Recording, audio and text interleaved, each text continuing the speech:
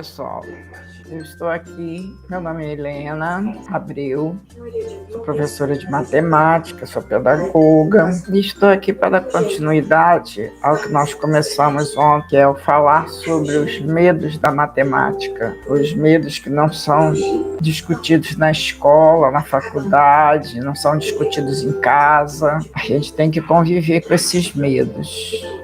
Ontem eu perguntei a uma amiga se gostava de matemática. Ela respondeu para mim que gostava muito. Eu achei estranho porque na minha cabeça parecia que ela não gostava de matemática.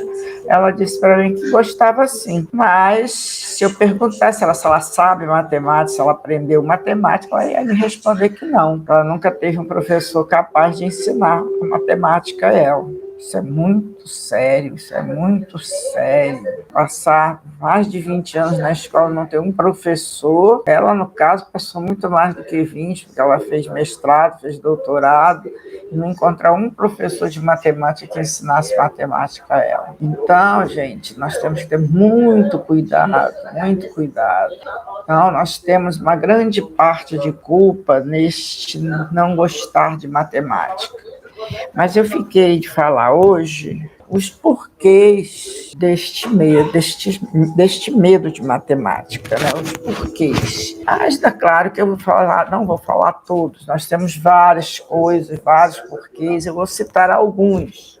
Hoje nós vamos falar sobre a fala dos professores. Hoje eu vou falar sobre os professores, mas outro dia eu vou falar sobre a formação dos professores, falar sobre a linguagem dos professores, a continuidade do aprendizado, os conteúdos necessários que são dados para o aluno, sem contar os conteúdos que são dados sem ele saber para que serve, e etc, etc.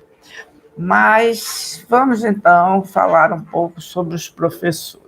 Eu quero deixar bem claro aqui que em momento algum eu estou culpando professor nenhum, nem professor de primeira a quarta, nem professor de educação infantil, nem professor de ensino fundamental, nem ensino médio, nenhum professor.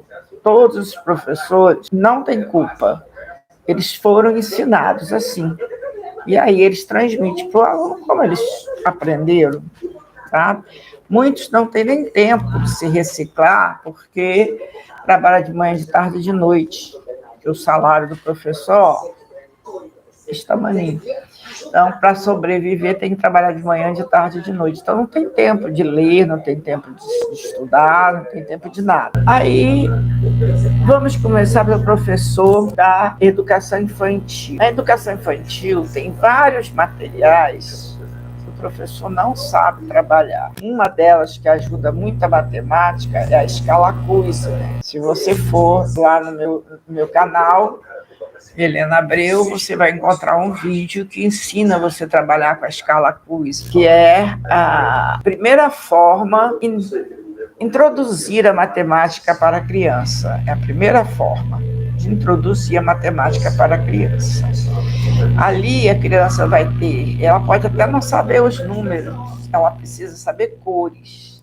Ali o menino vai ter ideia do que é somar, que somar é aumentar, que subtrair é diminuir, que multiplicar é aumentar também, aumentar aquilo com várias 3 vezes, 4 vezes, e que dividir é diminuir. Nós vamos ter que dividir um pão entre 5 pessoas. É claro que cada um vai comer a metade, menos pão do que se um só comesse o pão inteiro. Então, dividir é fracionar, é diminuir a coisa. Vou comer um pedacinho do pão, né? Dividir 2 pães entre 4 pessoas, cada um vai comer a metade de um pão, né? Se fosse 4 pães para 2 pessoas, cada um comia 2 pães, né? E aí seria ótimo, mas... E esse material da educação infantil, ele fica jogado nos armários, porque a maioria dos professores não sabe trabalhar com o material. E, mediante a isso, o menino sai da educação infantil sem essa ideia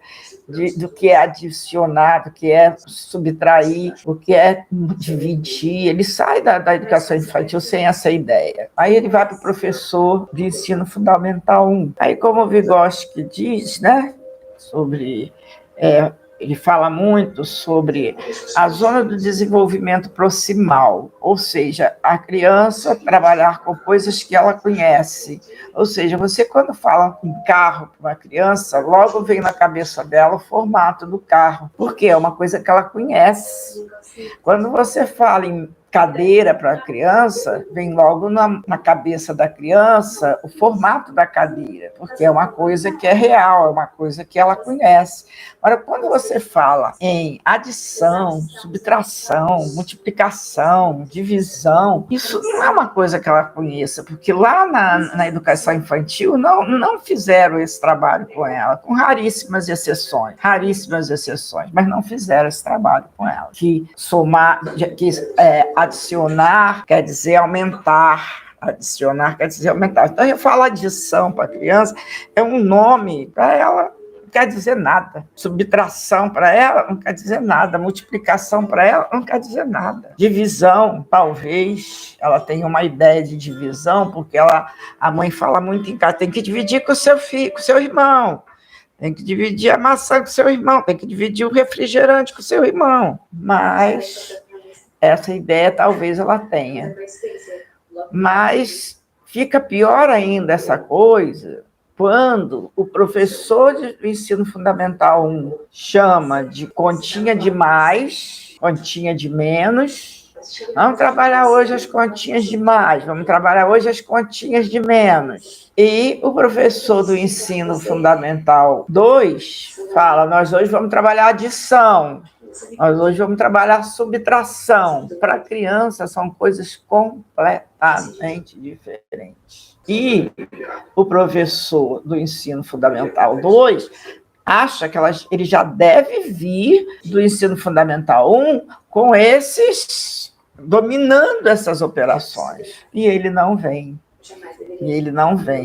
Aí o professor não dá aquela devida atenção que deveria dar a essas operações. Ele deveria dar, mas não dá. Não adianta a gente culpar o outro. Mas o menino não sabe ler nem interpretar. A gente vai ter que ler e interpretar com ele. Lê e interpreta com ele. Se o professor de português não fez, a gente tem que fazer. Não tem jeito. Ler... O problema faz parte da interpretação. Ler a prova faz parte da interpretação. Não, você tem que ajudar. No dia da prova, você tem que ler a prova toda com ele, para que ele entenda o que tem que fazer. Falar, você lembra aquele cantinho do quadro, quando eu fiz isso, isso e isso? Pois é, ficar lembrando a criança as coisas para vir na cabeça delas, para isso só se tornar real na cabeça delas. Muito bem.